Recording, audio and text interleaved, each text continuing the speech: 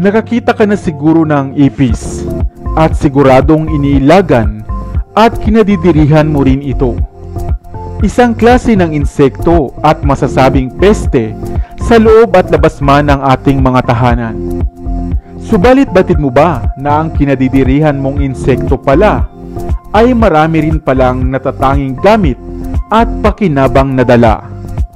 Ang ipis pala ay natural ng sangkap at gamit bilang tradisyonal na medisina, bilang panlunas sa ulcer, gastric problem, paso, sakit sa puso, asthma, at marami pang iba. Kaya kung maraming ipis sa inyong bahay, ay marapat na malaman mo ang kaalamang ito. Subalit bago tayo magpatuloy, ay huwag mong kalimutan na pindutin ang subscribe button at ang notification bell at mag-follow na rin sa ating Facebook page upang lagi kang updated sa aking mga bagong uploads.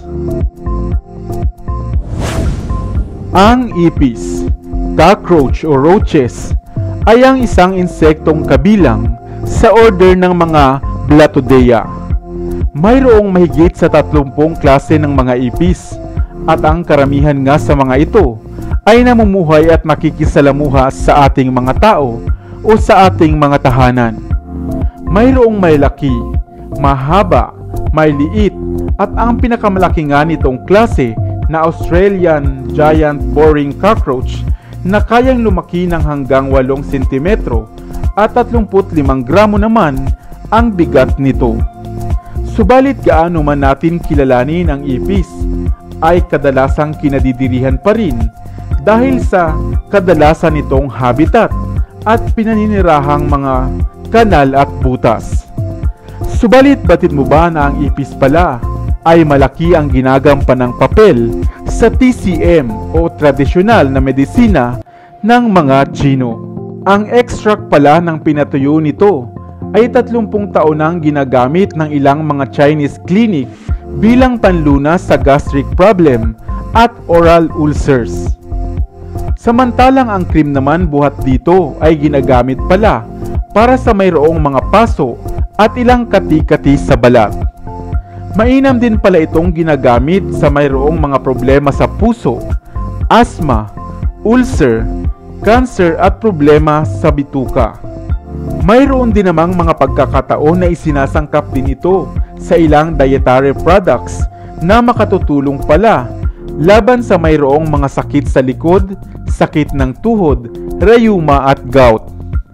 Subalit alam kong mapapanganga ka pa rin dahil hindi mo aakalain na ang kinadidirihan mo palang insekto ay panlunas din pala. Subalit ang mga ipis namang ginagamit nila rito ay kadalasang inaalagaan sa farm at mayroong malinis na pasilidad. Sa kasalukuyan nga ay mayroong naitalang mahigit sa 10 farm ang mayroon sa bansang China. Ikaw, ano ang masasabi mo sa kaalamang ito?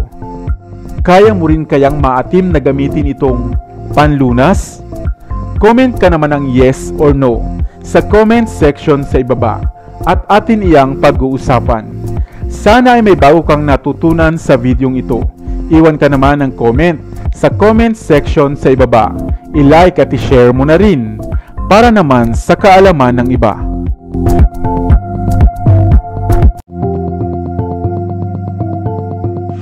Nakita mo na rin ba ang bagay na ito? Isang animoy munting bundok na yari sa lupa o sa putik at kadalas ay mayroong mga langgam na naglalabas-masok rito. Ito nga ang bahay ng langgam o ang tinatawag na punso. Madalas nga itong iniilagan ng karamihan sapagkat ito raw ay kadalasang pinaninirahan ng mga maligno, partikular na ang mga duwende. Subalit batid mo ba na maging ang bagay na ito pala ay napakaraming dalang halaga at maaaring gamiting panlunas sa mga sakit sa katawan na inyong iniinda. Hello, what's up? Your best here. Opo, ang bahay ng langgam ang ating pag-uusapan at kung papaano nga bang ito ay magagamit mo bilang panlunas sa mga sakit at kati-kati sa katawan. Ang punso, Valmica amrotica o bahay ng mga langgam, ay isang uri din pala ng gamot na maging noong unang panahon ay ginagamit na rin. Ang mga langgam, anay at ang mga kauri nito ay madalas ngang makikitang gumagawa ng bahay para sa kanilang mga koloni. Madalas nga itong napupuna bilang tambak ng mga putik o lupa na kadalas ay makikita sa parang, sa damuhan, sa puno o sa ilalim ng siwang ng mga bato, at maging sa ating mga tahanan. Ang lupa ngang ito ay di naman natin pinapansin at binibigyang importansya sapagkat akala natin ay wala nga itong iba pang halaga. Subalit halika at isa-isahin natin ang mga benepisyo at gamit ng bagay na ito na maaari mo ring mapakinabangan. Una, ang bahay ng langgam tulad ng punso o pusngo ay mainam palang ginagawang clay sa paglililok ng mga paso, vase at iba pang display na yari sa putik. Madalas din itong gamiting pampakinis sa mga tungko o lutuang ginagamitan ng kahoy kung kayo naman ay naninirahan sa probinsya. Ang putik rin buhat sa bahay ng langgam ay maaaring kunin at gamiting pangtanggal ng mga marka o acne sa balat. Dahil ito nga ay mayaman sa protina, phenols, flavonoids, tannins at saponins at ilan pang mga organikong compounds. Ayon nga sa ilang pag-aaral, ang lupa buhat sa bahay ng langgam ay mainam sa pagpapagaling ng mga acne at acne vulgaris. Samantalang sa naturopathy naman, ang pagpapahid ng paste buhat sa bahay ng langgam na hinaluan ng mustard seed powder ay mahusay rin sa pagpapagaling ng pananakit ng tuhod at mga muscle pains. Kung kayo naman ay nakagat ng mga insekto, gumawa lamang ng paste buhat sa bahay ng langgam at haluan ito ng katas ng false daisy. Pagkatapos ay ipahid na nga sa iritableng balat na nakagat ng insekto upang ito ay mabilis na gumaling.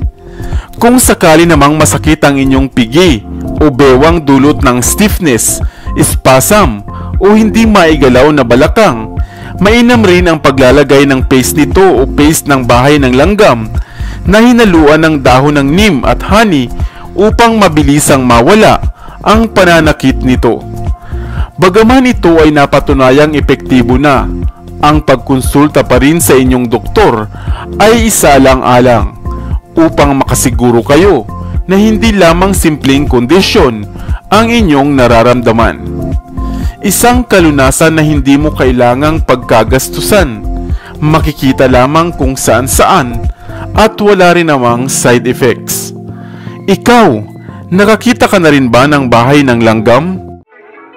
Dito na sa Best TV, tayo ay matuto, utak mapuno ng bagong kaalaman. Dito na sa Best TV, tayo ay lumibot, lihim na mundo ay ating matuklasan. Dito yan sa Best TV, dito yan sa Best TV, dito yan sa Best TV. Sapagkat ang mga laki may alam, dito yan sa Best TV. Tara bes, sabay-sabay tayo na matuto, pagkat dito sa mundo lamang ang siyang marunong. Ating utak salina ng panibagong dunong, mga bagay na sa buhay ay makakatulong.